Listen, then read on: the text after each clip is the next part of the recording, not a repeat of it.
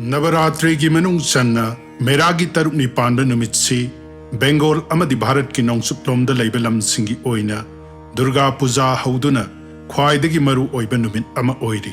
Navaratri gi manungda tarukni chanba numitchida Katyayani imabu iratchai. Magi bhakta singda purusarthabu pinabiba awa ana amadi pap khudingmakpu kokhanbiba imani. Ngasigi video asigi aroiba sarukta ngasidagi hauna nungtigi tajabada khwaidagi kanaragadaba mantra ama khudol tamjari. Madam sina video asiloiba phauba adomna soidana mityang tabiyo.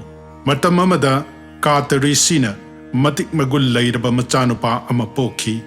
Magi maming Katyayan haina kawi. Rishi Katyayan na adi saktibu machanupi oina phangjanaba ayuk nungthil amadi numidangda sahi kaya akanba tapasya tauki. Saraba kalengi matamda maikai mari mai hauraga mayaida leptuna. Intham thagi matamda ayingba isingde kumduna amadi nongzu thada nong marakta leptuna tapasyabu tauki. Magi tapasyada pelaba Brahmadevana Katyayan Rishigi maphamda adi sakti oiribi Jagadambabu nasanupi oina phangjaro haina bardanbu piki. Matamaduda Mahishasur kauba hingsabana angakpa phangna magi sakti henkalaktuna maron ahumda kibabu piduna swargadagi lai singbu tankhairaga swargabu magi oiki. Shumbha amadi nishumbana singbu hingsaba singsu angakpa phangna mapangan kankalaktuna nabagrahabu bandi oihanduna maikai khudingda akiba pirakhi. Upai laitraba lai singna trahi haina Siva Mahadevagi maphamda changjakhi. Sivana Brahma amadi lai singal loinana Khirada Sagarda Satuna Bhagavan Vishnuda Waram Khuding Tanarabada Tridevana Masamasagi Sakti Singbu Puthoktuna Angakpa Sakti Ama Apunba Oina Puthokhi. Sakti Duda Lai Singna Magi Kulai Singbu Sinaki. Aprakita Oiba Sakti Duna Maharishi Katyayan ga Ashram da Ngalaki. Adi Sakti Dubu Maharsina Numit Humni Irachaki. Jagadamba Oibi Adi Sakti Du Maharshi Katyayan Gimingbu Lauduna Katyayani haina khangnaki. Vijayadasami numitta Ima Katyayani na Mahishasur bu hatkhi. Maram sidagi Imabu Mahishasur Mardini haina khangnai. Imadi computer amagi manungda midna udaba software gum suksma jagat ki mabemani. Imagi upasak khudingda akarsan saktibu imana pinari. Jagat asi Adi Sakti oibi Ima Durga gi makha ponbani. Durga gi arthadi mabu lanthok pangamdaba haibani. Aduga Durga haiba wahishina lansinba amadi lanthok pangamdaba lanban busu khangnahalli. Haibadi Mahamaya oibi Imabu kananasu lanthok pangamloi haibani. Zel amadagi bandi amata lanthok pangamdabagumna maya oiba jagatsi kana amatana Imagi yathang yaudana Lan bangamde. Maram sina Krishna bu phangnaba gopi singna Katyayani imabu sarat rituda habisyan chaduna tha amaningjaki. Masagi chahi manga taruk khakta ngairibi gopi singna imabu achauba yagya jaga amadi puja kachaduna ningjakiba natte. Suknatagi laisi leithonjaba amadi bandan bhakti khaktana imabu ningjakibani. Matik magun tajaraga thamoida premga loinana Laisi Leiton Jaduna Kurum Zababu Bandan Bhakti Kawi. Masibu Nresingha Puranda Yagyataubadagi Hena Magulai Haina Ningtina Takli. Imadi Bhakti Makal Mapan Gimanunda Bandan Bhakti Gimabemani. Imana Penbi Badagi Gopi Singna Krishna Bu Pangjaki Pambo Mari Panbi. Sanama Chugi Kuchu Oibi Mahishasur Mardini Katyayani Imabu Kurumzai. Markandeya Puranda Takliba Sapta Sati Sandi haina khangnaba Imagi chauraba matik magun sing tajabana Imabu ningjabagi khwaidagi afaba pholbu phangjai. Chauraba Imagi matik magun singdubu Adi Shankara Sarjana Mahishasur Mardini haiba Stotra ama oina lengbirami. Shiva Mahadevagi mapok oiba Adi Guru Shina lengbiramba Stotra si saksaba tajabada Sapta Sati Sandigi pholbu pinabi. Ngasi Stotra si Maitaironda lengthoktuna khudol tamjari. Numidang wairam khuding imagi ngamjaba pujabu kacharaga stotra asi pukning changna tabiyo. Soidana imagi thauzalna nungpan animaki saklon yamba Mahishasur manghanbiduna mai pakpa pinabigani. Ya Devi sarvabhuteshu Shakti rupena sanstita Namastasai namastasai Namastasai namo namaha. He jingning thaugi mamom Zagat pumbabu nungai hanbana Nandina nahakbu kurumzariba Mapa laitraba Bindhya singhi matolda laibiyo Vishnubu machan oina pelhanba Devaras Indranasu nahaktabu thagatlibi Nilakantha sibagi taloi.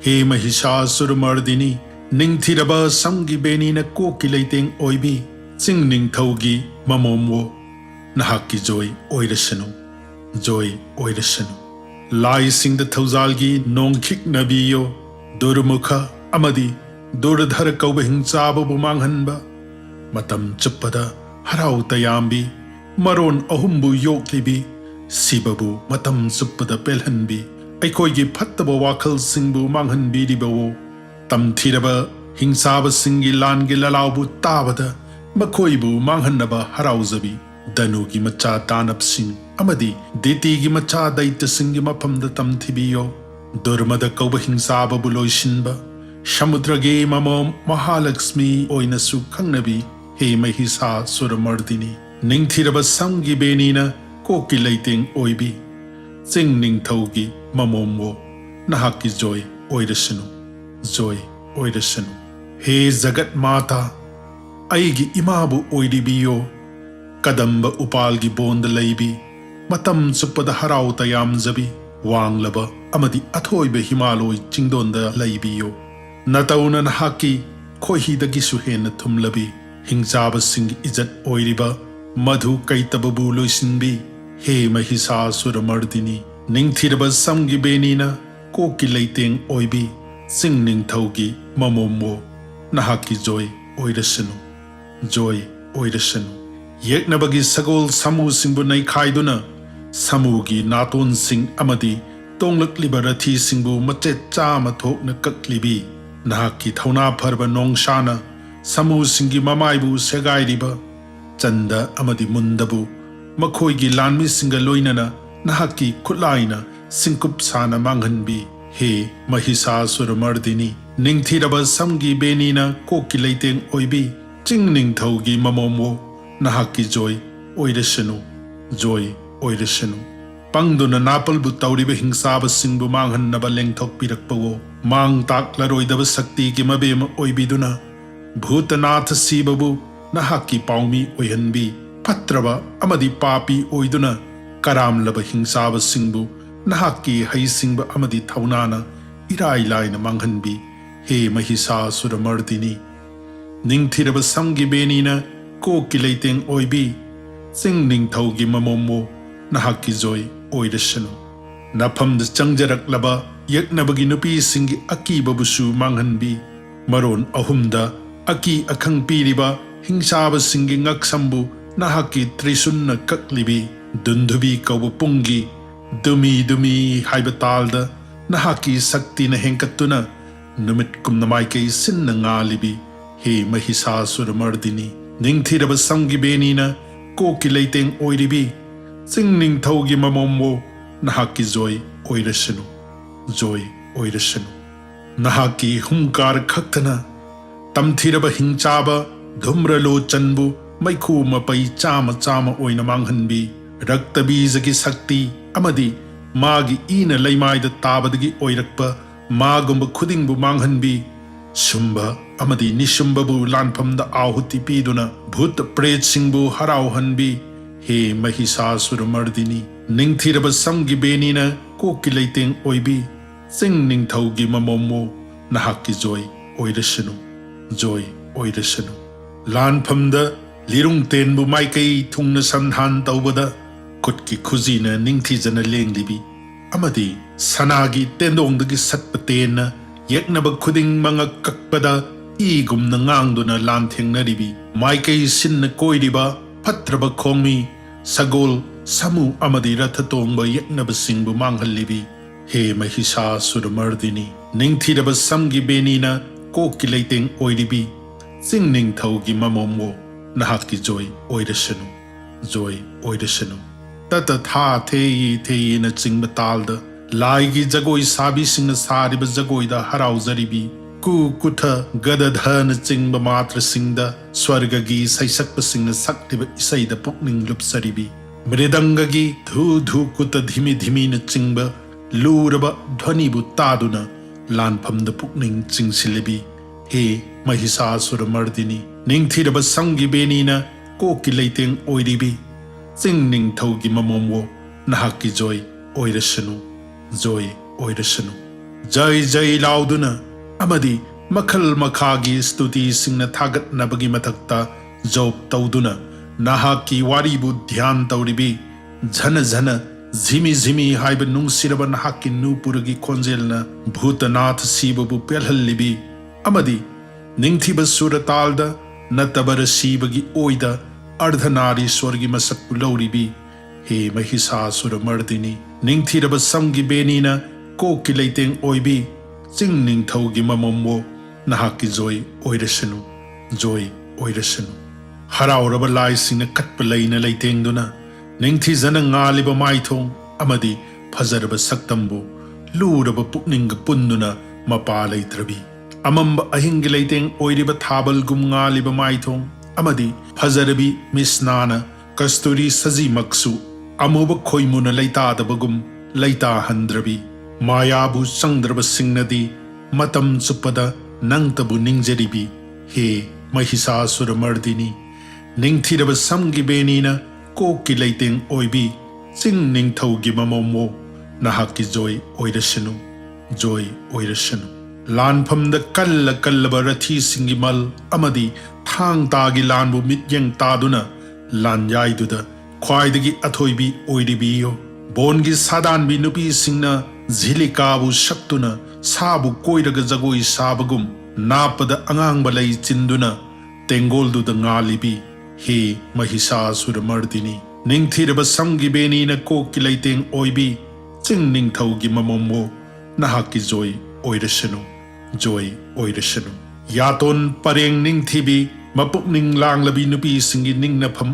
oiba kamadebabu anauba mapok pinabi mayai karba samu yai sagi subagi machumgum maron ahungi leitengbu oiribi luraba samudragum lallaibi he Mahishasur Mardini ningthiraba samgi benina kokki leiteng oiribi ching ningthaugi mamomwo nahakki joy oirasanu joy oirasanu ningthizaba thambalgi leirikum thot nanganbi thajana laibakki leitengbu oiribi ningthizaba kala khudingna tinduna thanglakpa khong thangna nganu kangagum ningthibi khoimu mapegum ningthirabi tungda taba beni da thetpa bokul leigi manamda khoi singna nganglibi he Mahishasur Mardini ningthiraba samgi benina kokki leiteng oibi ching ningthaugi mamomwo nahakki joy oirasanu joy oirasanu nahakki khutki basi khonjelda kokil singna ikaiduna makol thokhidi ningthibi surgi